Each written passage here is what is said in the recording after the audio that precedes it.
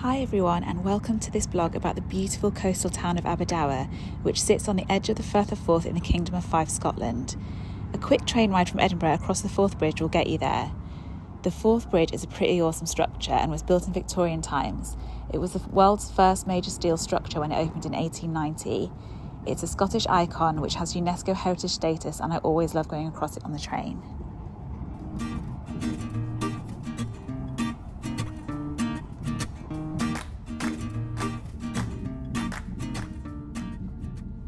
Aberdour station opened the same year as the Forth Bridge, and I think it's one of the prettiest train stations in the whole of the UK. I don't know of any other train station that has its own greenhouse, and you can see that they really try to look after their local insects and pollinators.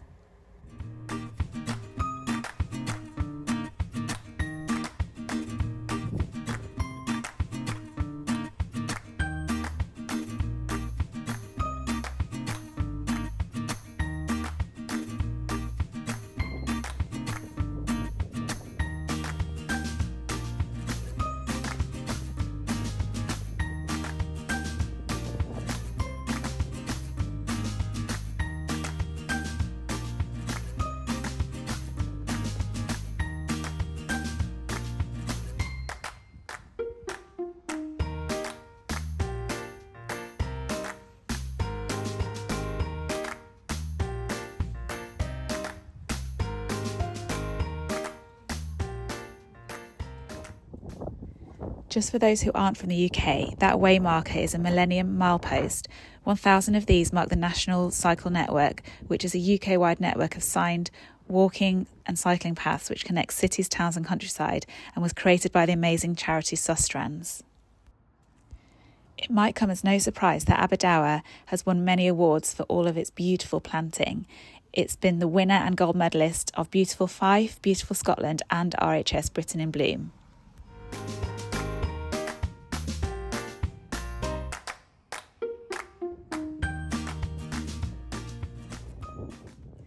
It has a beautiful sensory garden which we're going to have a little look at now.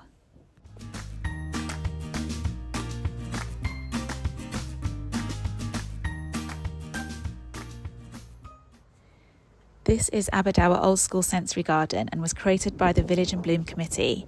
What makes this a great sensory garden is that they've used planting to create sound, texture, insect activity and colour, and they've used the hard landscaping to create interest by building things such as archways, secret paths, spiral paths, sculptures, a bridge, seating, and they also have a water feature which unfortunately wasn't working today.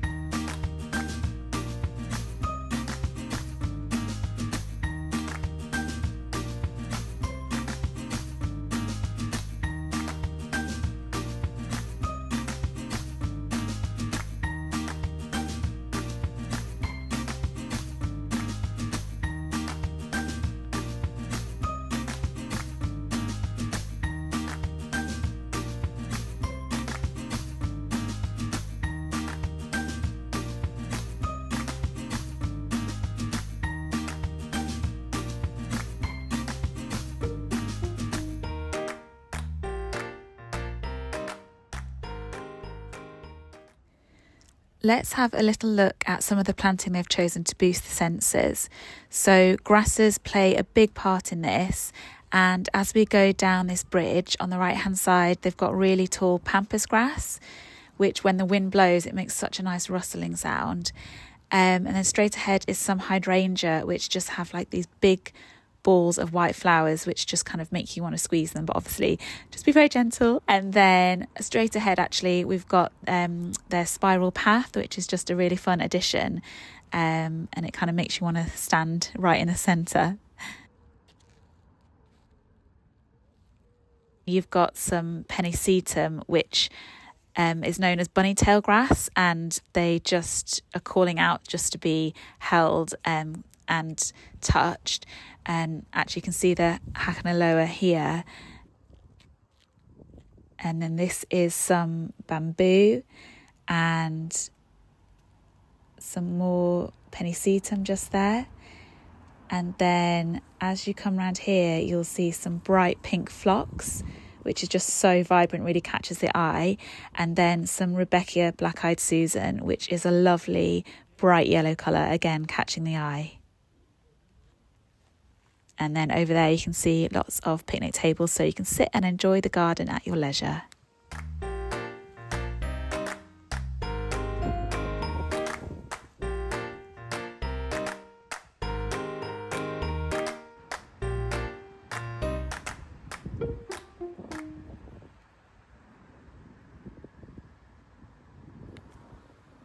So down this path here is Aberdour Castle and Gardens, and the castle is medieval. It was built in the 12th century and it's meant to be one of Scotland's oldest standing masonry castles. Here's some lovely hostas, and you can see their gorgeous lilac flowers just popping out there.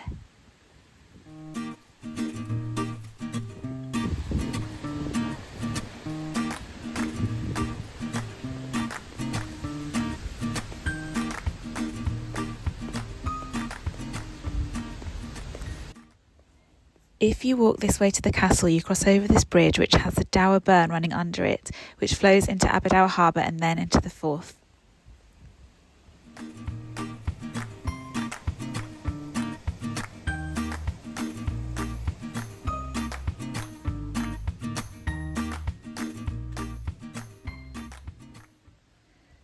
This is the first glimpse of the castle that you get coming along this way, and then straight ahead are the walled gardens.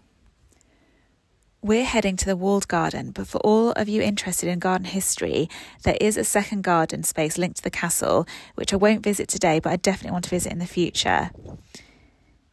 It was added in the 16th century and is formed of 7 terraces which overlooked an orchard and were planted alongside pools and a stone dewcot. Today, the terraces are just laid with grass, but there is a replanted orchard and dewcot to explore. I've read that in the future, the former planting plans for the terrace might get reinstated, which would be wonderful. I'll keep my ear out for more news of this, as it would be super interesting to check this out if it happens. The walled garden was created in the 17th century and is laid out with herbaceous borders around a lawn with a sundial in the middle. It was once the site of a bowling green, but I think we can all agree that the addition of the borders is way more beneficial to our insect friends. There is a fantastic mix of plants in these borders, some pretty sweet peas here,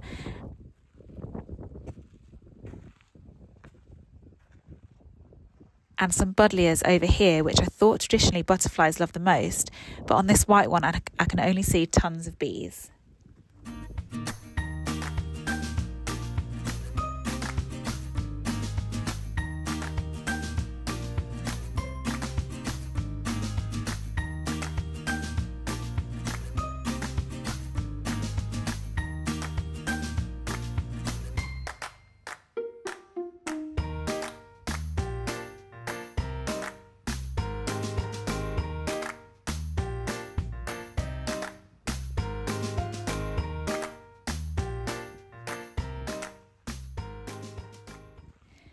There's some heleniums here, and I just love the petals of this variety as they look like they've been painted on. And you can see that the bees like the pollen of this too. Here are some echinops and also some sedums, which is a great pollination plant for autumn. This is purple loosestrife, and the height makes it a good plant to be at the back of the border. Here is Nepeta or catmint. I used to have this planted in my garden, but the cats loved it so much they rolled all over it, and I think they nibbled at it and it basically died back and never came back again, which is quite sad. Here we have beautiful crocosmia with more echinops, which is a really fun combination.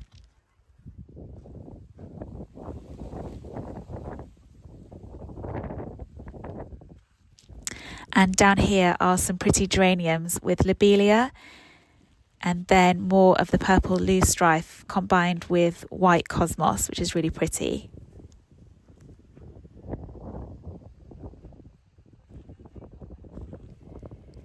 This interesting looking plant is called Ellie campaign, which I'm probably saying incorrectly. It's also known as elfwort or elfdock because of an old Celtic belief that elves inhabited the plant. In one of the corners of the garden, there's a sign stating that a summer house used to be there, which I can imagine would have been so lovely just to be in this little spot overlooking the garden.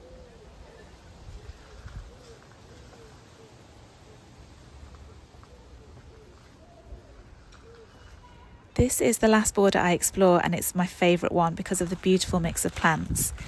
This orange beauty is a Californian poppy. Then my favourite plant combination so far, this tall grass, which I think is Calamagrostis, with great burnet or Sangusorbia officinalis. And then the gorgeousness continues. Just look at the beautiful mix of oranges, purples, crimson and singy greens with the beige grasses popping up in between. I love this stunning mix of grasses with Erangium, Helenium, the upright, what I think is Veronica, and then the pink Echinacea and Persicaria. It's just beautiful.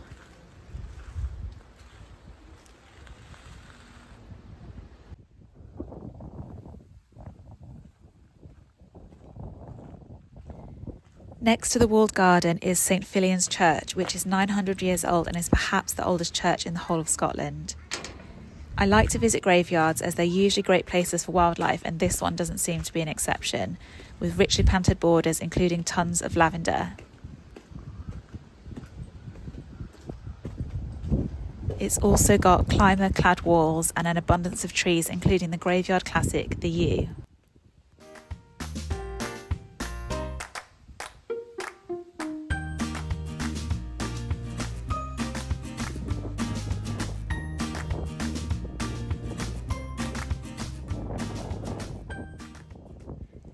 And here you can spot a lovely little snippet of the sea and Edinburgh in the distance.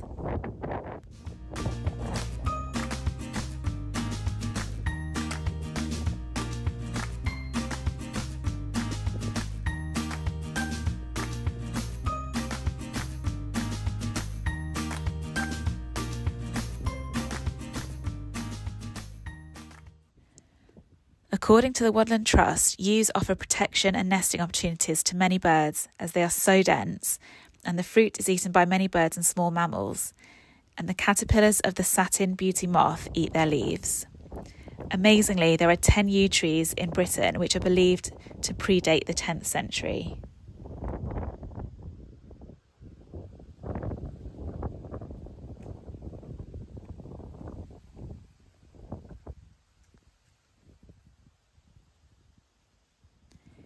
Here's some lovely euphorbia, and before we leave, let's just check out the bees enjoying the long lavender border.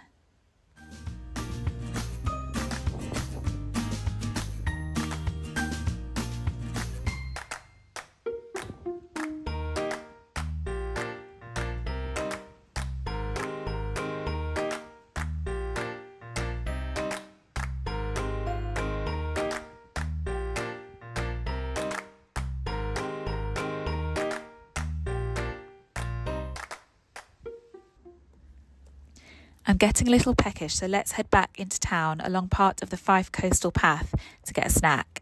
The Fife Coastal Path is a 117-mile path that goes from the Firth of Forth in the south of Fife all the way up to the Firth of Tay in the north of Fife.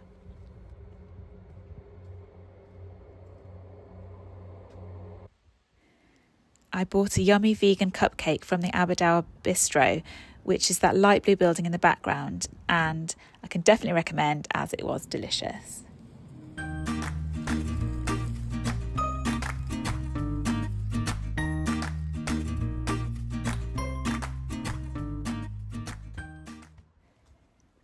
Aberdour really is a super cute place, and I wanted to show you a couple of the local shops that make it that way.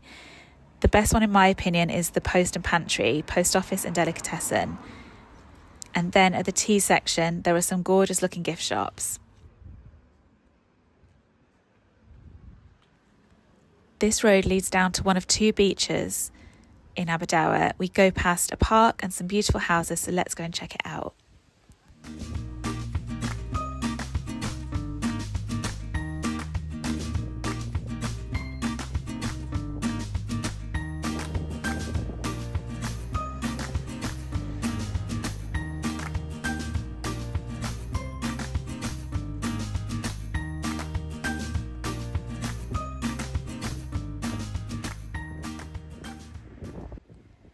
This beach is called Black Sands Beach and is a winner of Keep Scotland Beautiful 2023 Beach Award, which you can see they've got proudly displayed on this flag.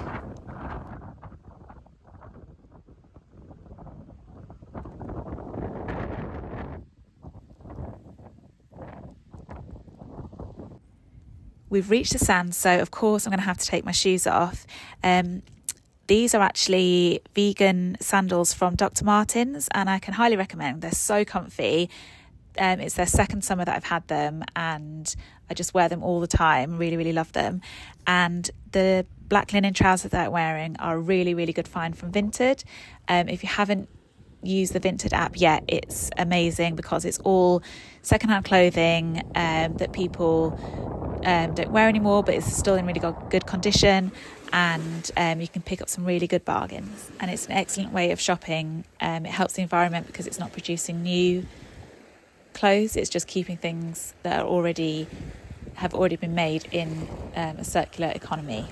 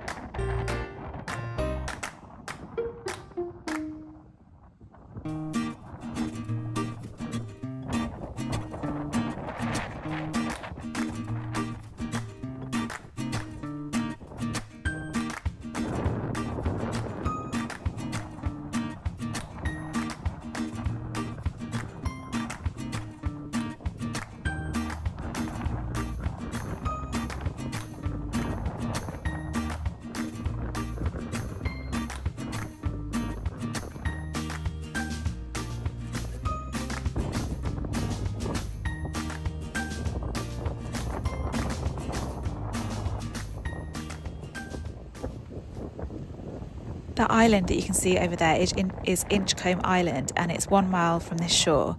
It has a 12th century Inchcombe Abbey on it and is also home to a wide variety of wildlife, including puffins and seals.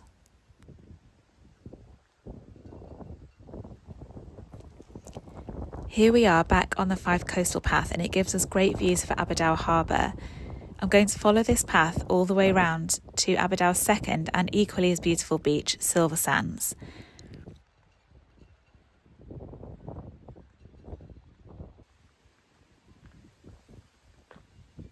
We come to a newly built bridge, which is where the Dower Burn, which we saw earlier, enters the Forth. The zoom probably isn't good enough, but I spotted a rabbit in the distance. I don't know if you can see it.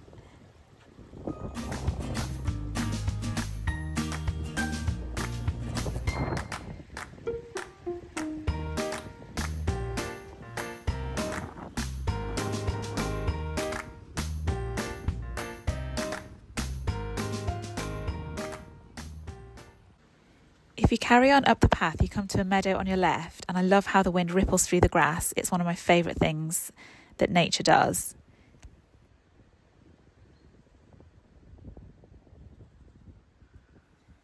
So this vlog was recorded on the 19th of August, so I kept spotting blackberries that were forming and kept keeping my fingers crossed that it was late enough in the season for some to be ready so I could have another little snack.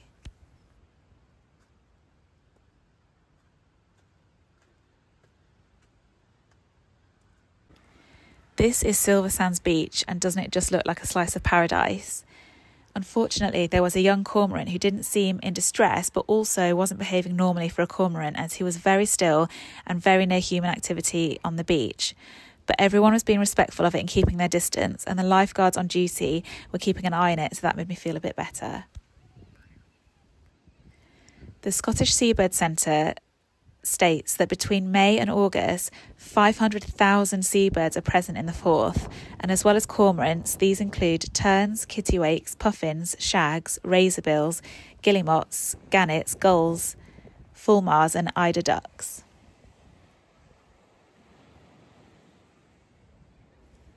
I'm not sure if that person ahead in high vis was acting solo or was paid to do it, but either way, whenever I see people picking up litter, it fills my heart up as a fellow litter picker-upper.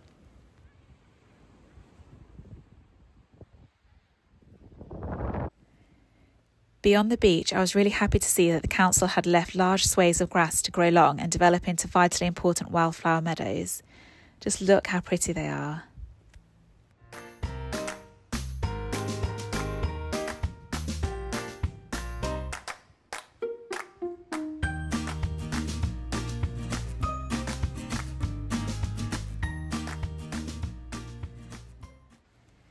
If I were to turn right at this point, I would have carried on down the Fife coastal path, but I turned left, which is a path back up into the centre of Aberdour.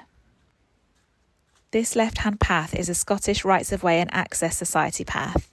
Known as Scotways, this independent charity does the very important work of upholding and promoting public access rights in Scotland so that everyone can enjoy and appreciate nature, which is so vital now more than ever.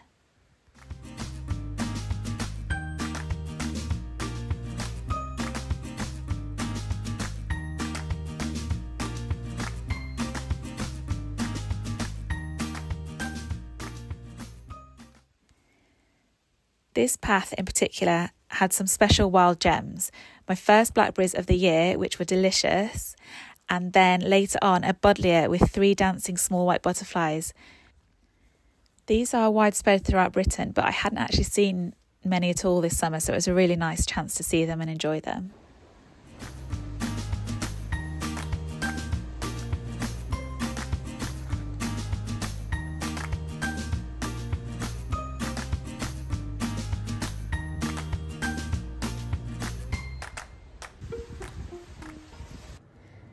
Then it was home again, jiggity jog to the pretty train station and to get on the train back to Edinburgh, back across the Forth Bridge. This train is for Edinburgh Waverley. The next stop is Dunedin. I hope you enjoyed this little trip to the green and blue gem that is Aberdour, and I'll see you in the next vlog. Until then, stay wild.